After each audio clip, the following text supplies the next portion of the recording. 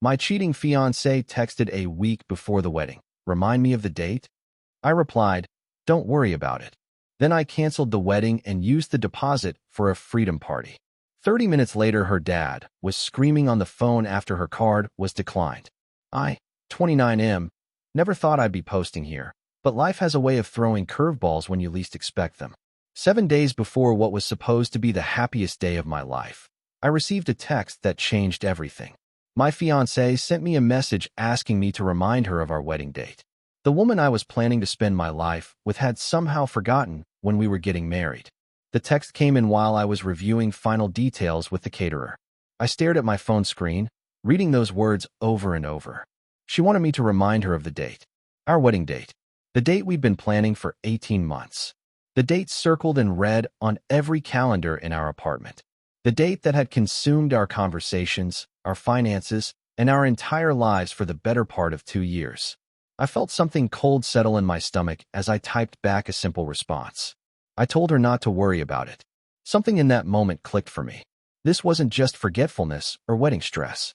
This was something else entirely. That evening, I decided to dig deeper. I'd been noticing small changes in her behavior over the past few weeks. She'd been more distant, spending longer hours at work, and her phone had become permanently glued to her hand. When I asked about it, she blamed wedding stress and her demanding job. I'd accepted those explanations because I wanted to believe them. I started paying closer attention to the details I'd been ignoring. The way she'd step outside to take certain calls. How she'd angle her phone away from me when texting. The new clothes that appeared in her wardrobe. Pieces she claimed were gifts from her sister.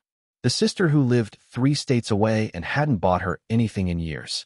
2 days after the text incident, I found the confirmation I didn't want. She'd left her laptop open while she went to shower, and a notification popped up on the screen. It was a message from someone whose name I didn't recognize, but the preview text made everything clear.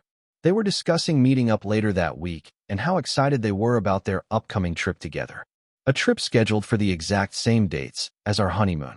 My hands were shaking as I closed the laptop. Everything made sense now.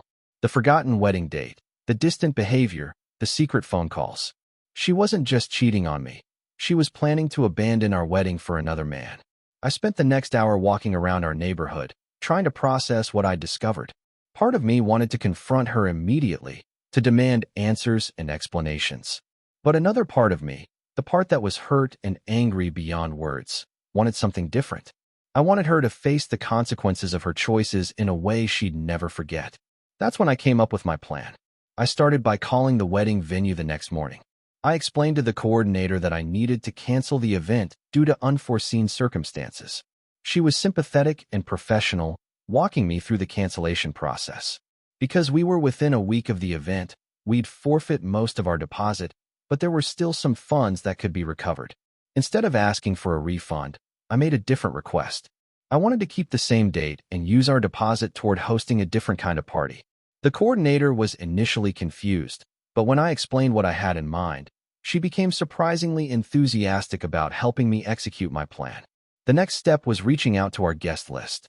I crafted a carefully worded message explaining that there had been a change of plans. I told everyone that the wedding was canceled, but I'd still love to see them on Saturday for a celebration of a different kind. I called it a freedom party and promised good food, drinks, and an explanation for those who wanted one. Most of our friends and family were shocked by the sudden change, but many confirmed they'd still attend. My best friend immediately offered to help with whatever I needed.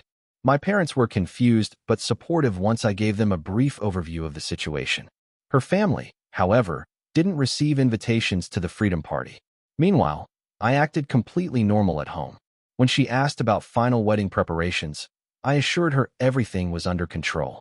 When she mentioned being nervous about the big day, I told her everything would work out exactly as it was meant to. I wasn't technically lying. The day before our scheduled wedding, she seemed more anxious than usual. She kept checking her phone and making excuses to run errands alone. I knew she was probably coordinating final details with her affair partner. Part of me felt bad for what was coming, but a larger part of me felt justified. She'd made her choices. Now she'd have to live with the consequences. Saturday morning arrived, and she began getting ready for what she thought was our wedding. She spent hours on her hair and makeup, looking absolutely stunning in her wedding dress. I got dressed in my tuxedo, playing the part of the nervous groom. When she asked if I was excited, I told her I couldn't wait to see how the day unfolded. We arrived at the venue separately, as planned. She'd wanted to maintain the tradition of the groom not seeing the bride before the ceremony. When she walked into the bridal suite, her bridesmaids were there waiting. They looked confused and uncomfortable, and I knew they were struggling with how to break the news to her. I was in the main hall, greeting the guests who'd come to my freedom party.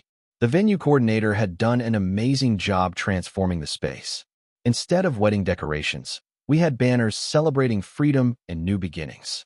The bar was fully stocked, and the caterer had prepared a feast that would make any celebration memorable.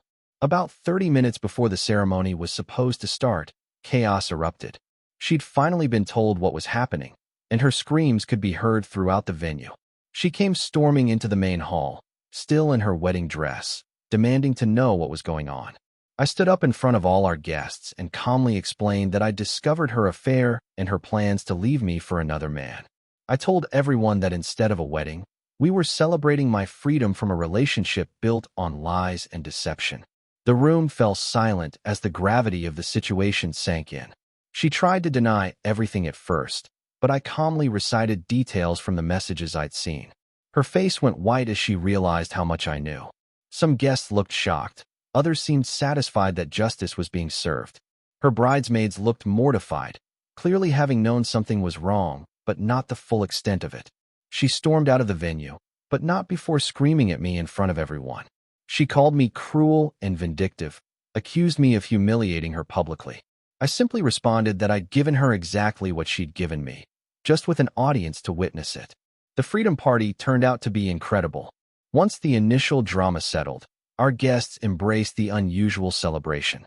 We ate, drank, and celebrated my escape from what would have been a disastrous marriage. Many people told me they respected how I'd handled the situation, and several admitted they'd suspected something was wrong, but hadn't known how to approach me about it. Update 1. The real fireworks started about an hour into the party. Her father called my phone, and his voice was so loud that people around me could hear him screaming through the speaker. He was absolutely furious, demanding to know what I thought I was doing and how I could humiliate his daughter like this. I stepped outside to take the call properly.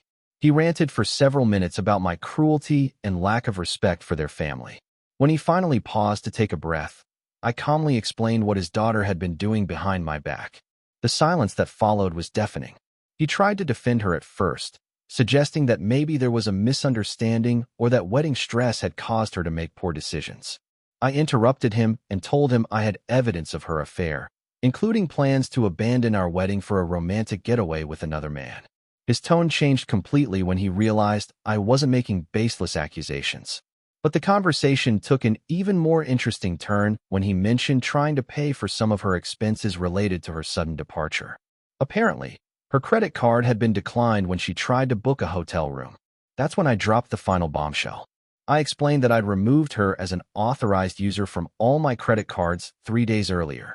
The card she'd been using for months, thinking it was her own, was actually tied to my account. I'd been unknowingly funding her affair, paying for dinners, gifts, and hotel rooms she'd shared with another man. Her father was stunned into silence. I could hear him breathing heavily on the other end of the line. Finally, he asked me what I wanted from this situation. I told him I didn't want anything except to be left alone to move on with my life. I suggested he focus on helping his daughter figure out how to clean up the mess she'd created instead of blaming me for exposing it. The call ended with him muttering something about being sorry for my situation, but maintaining that I'd gone too far with my public revenge. I disagreed then, and I still disagree now. She'd been planning to humiliate me by abandoning our wedding for another man. I simply chose to control the narrative instead of being left standing at the altar like a fool. Update 2. The party continued well into the evening, becoming one of the most memorable celebrations I'd ever attended. My friends and family rallied around me in a way that was both touching and empowering.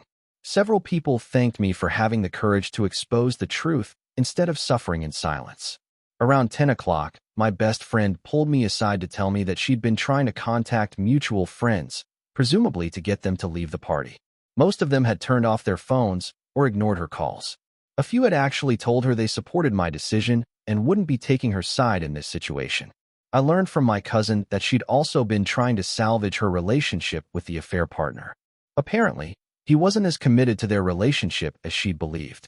When faced with the reality of being with someone who'd publicly humiliated her ex-fiancé and destroyed her reputation, he'd started having second thoughts about their future together. This information didn't make me feel vindicated so much as sad for everyone involved. Her poor choices had created a ripple effect that was destroying multiple relationships and hurting several families. Part of me wished things could have been different, that she'd been honest with me months earlier so we could have ended things civilly.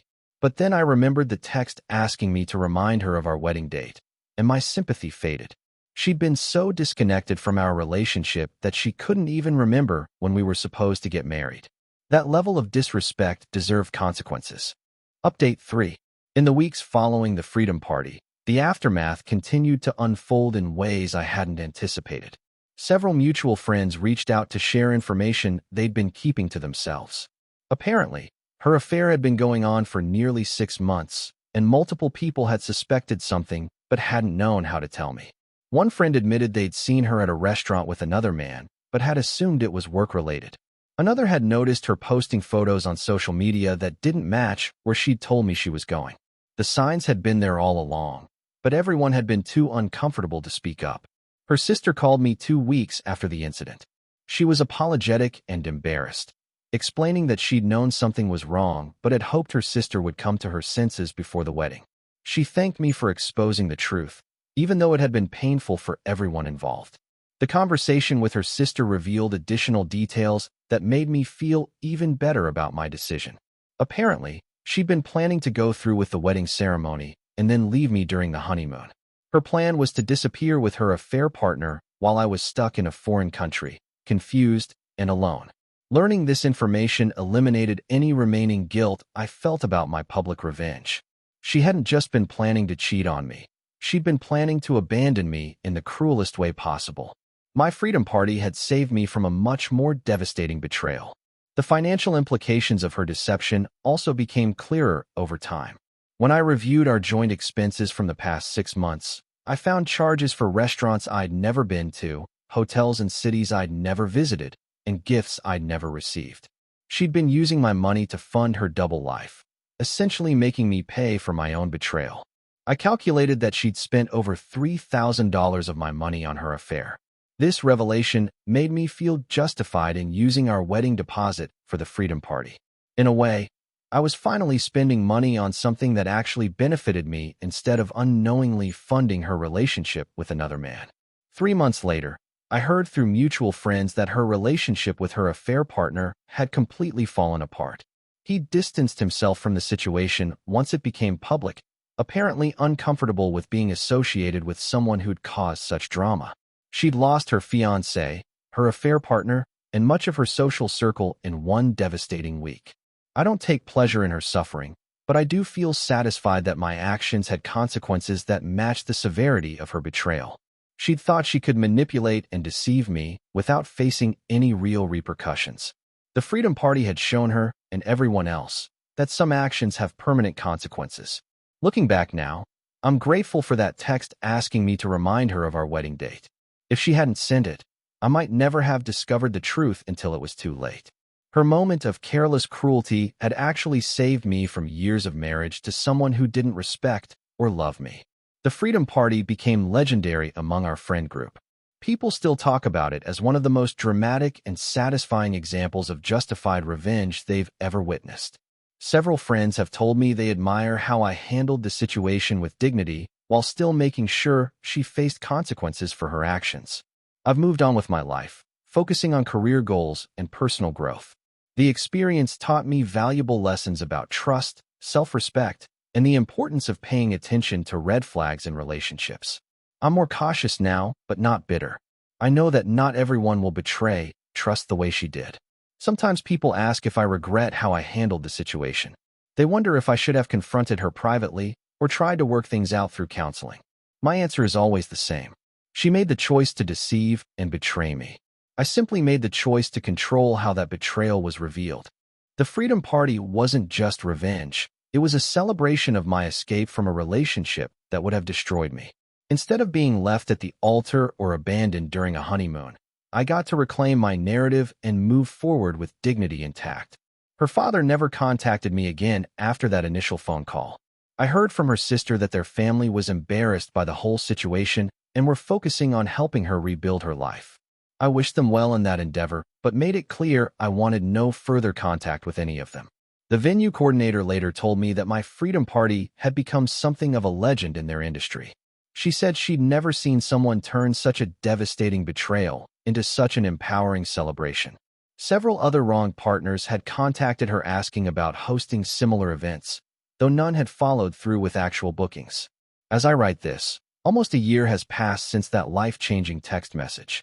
I'm in a much better place emotionally and financially.